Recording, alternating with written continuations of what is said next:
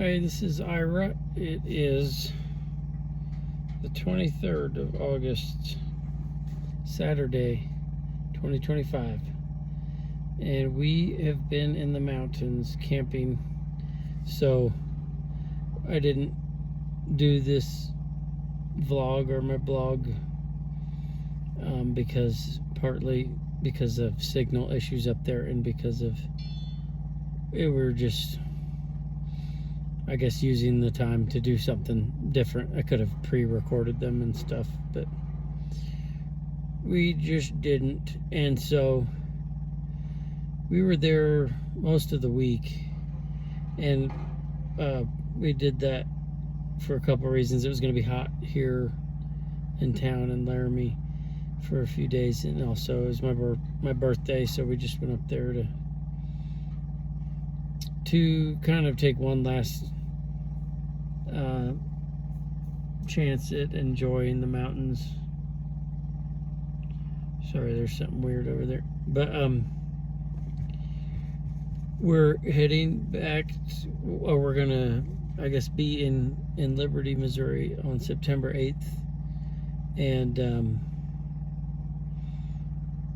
so that is coming up pretty soon. And we need to save up some money, make some money between now and then. So we got to work. We had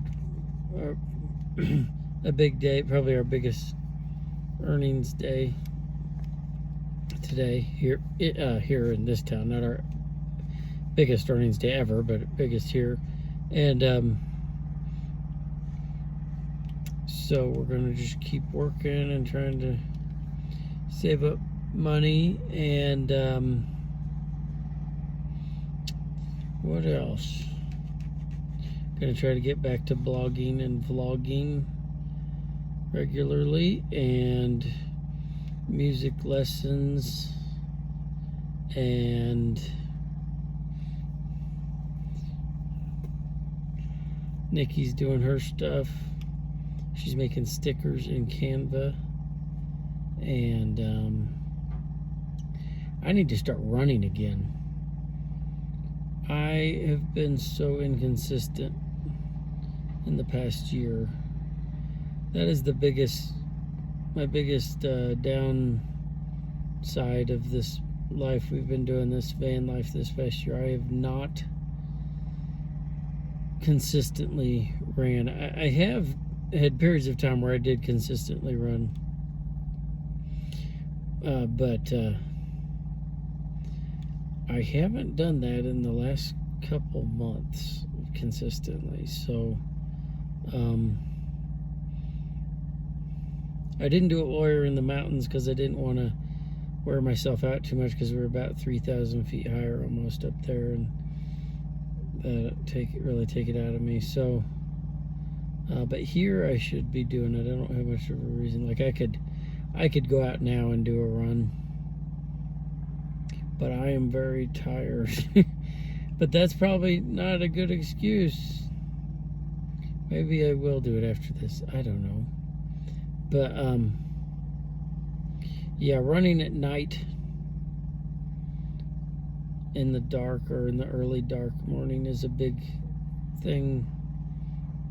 It's always been a common thing for me as a runner, because it just is less convenient, once the day has started and people are doing things, and you don't want to inconvenience people. And so you try to do it, at least I do, try to do it before or after the day has begun or ended. So I've done a lot of runs in the dark.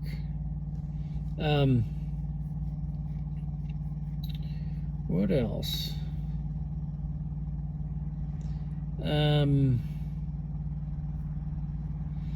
It was good in the mountains. It was relaxing, and I did a little bit of hiking.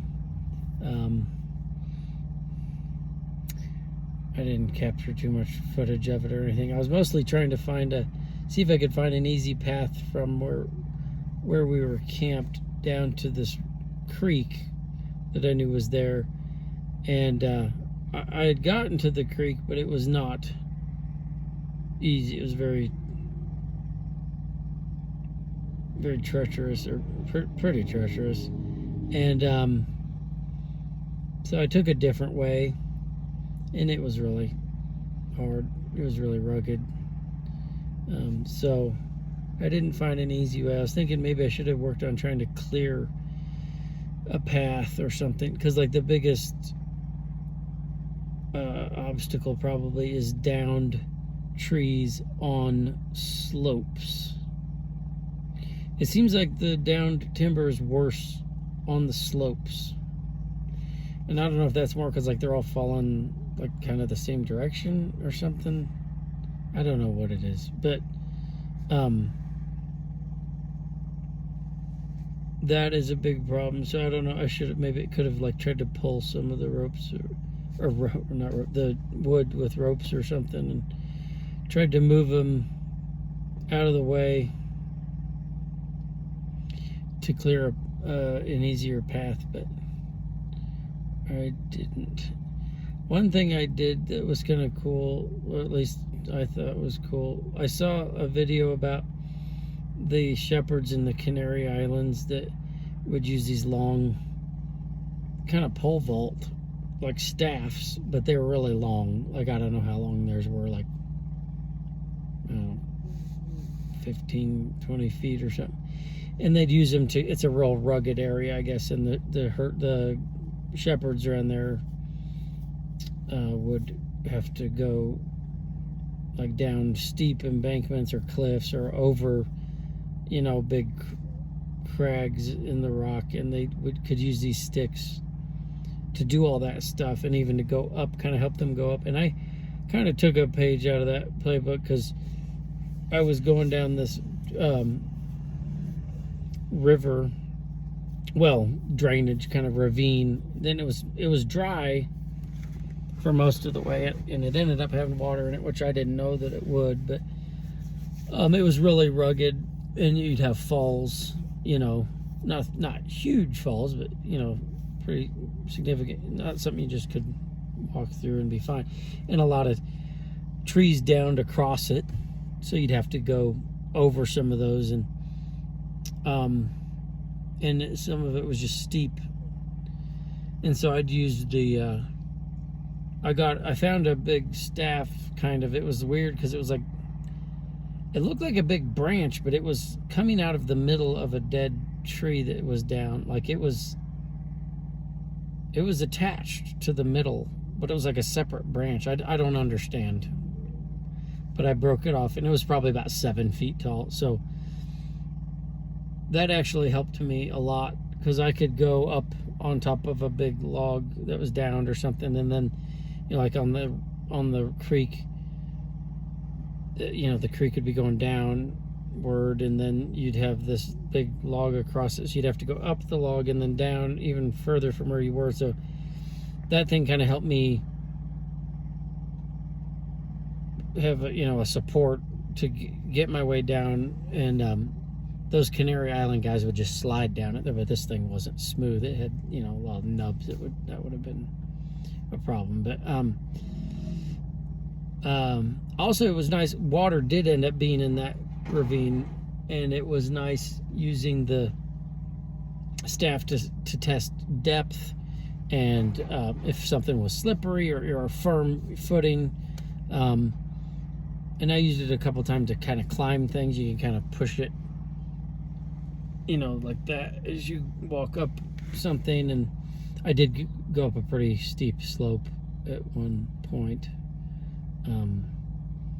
And yeah, it helps you have more sure footing. And if you're careful, you can kind of use that staff to test where you're gonna go. And you can kind of also make some leaps. You can kind of pole vault kind of across some stuff. And so that was cool. And I followed that down to this main stream that I had been to before, and then I followed that down to this old defunct, I think, logging road that I had seen on the satellite view that I'd been wanting to check out. And I thought maybe that would be an easy access to the main creek, which it was, but it was easier. But getting to that road was not easy from where we were. So Anyway, from there I just kind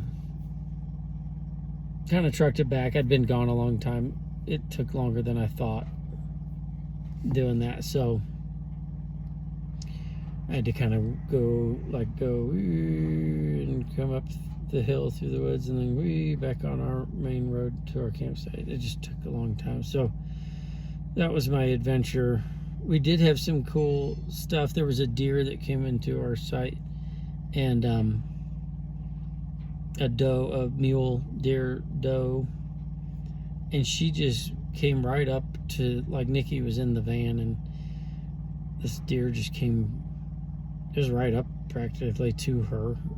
She seemed to be, I don't know what that was, looking for, I think, salty stuff, because like I spilled some of my electrolyte drink stuff on this platform that was there, like that someone made with a board and 2 stumps, and she was licking it, and she was going around. We had thrown out some pork rinds to these birds. I guess they're called Canadian jays. They're very not skittish, so they would come up and basically beg us for food and eat food and get really close to us. We have some great photos of those. But this deer was eating some of those, a herbivore. It was interesting that she would eat those, but I guess it was probably for the salt.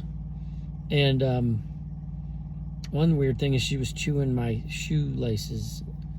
I had some shoes. Actually, interestingly, I left them there. I forgot about them last time I was there. I left them, and they were still there, and they were moved around. And I assumed a bear probably did it, routing around for stuff, but she was picking them up and chewing on the shoelaces. And I'm guessing maybe when I was last there and had used them, I had sweat into the laces and left salt there. And anyway, she was interesting, and she kind of came around a number of times, and she would just kind of hang out. And then we went to bed. It got dark, and almost as soon as we shut our doors, she like came out of hiding and came back out to look for little things to eat. And just right next to our van, we have footage of it. And she'd get spooked. Like when I was down the way. Nikki was just in the van laying down, and I came up from the woods, and she was like all alarmed by that, and she kind of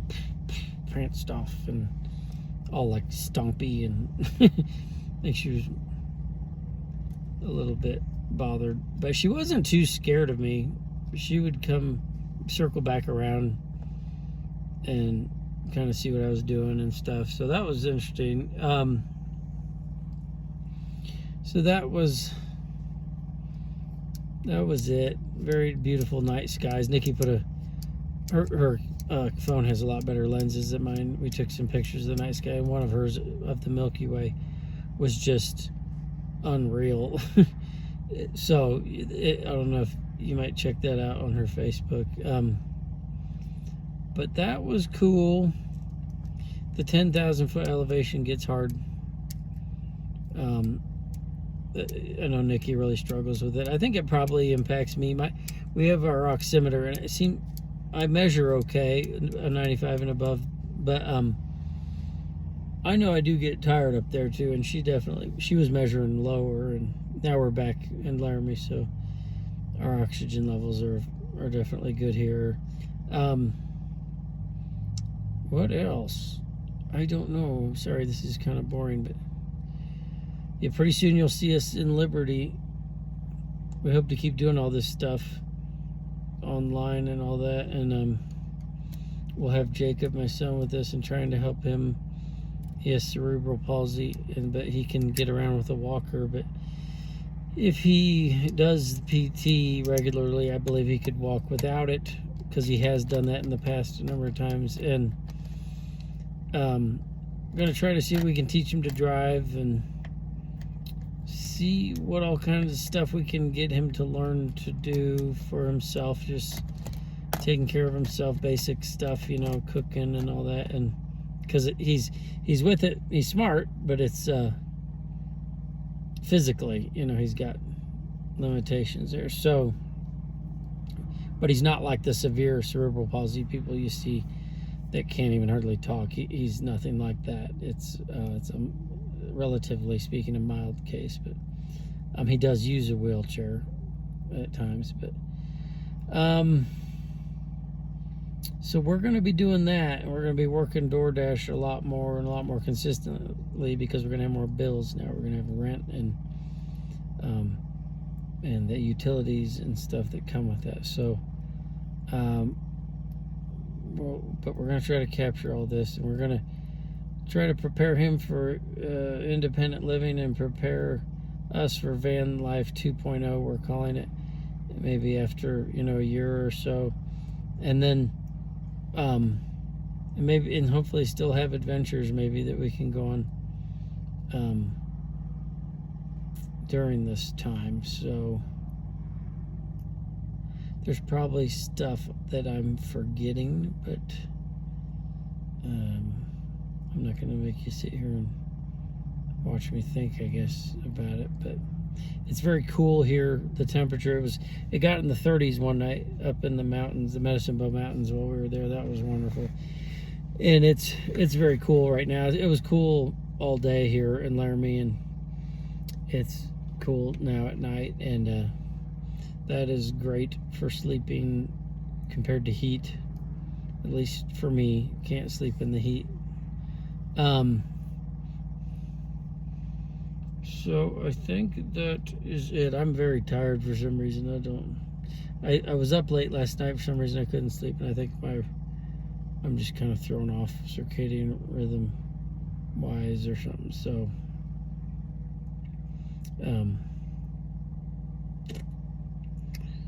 I don't know. I guess that's it for now. But sorry, this isn't a real great one. But we'll be back. You'll be seeing us more. And if you watch this, thanks for watching, and I hope you have a good night. Thank you.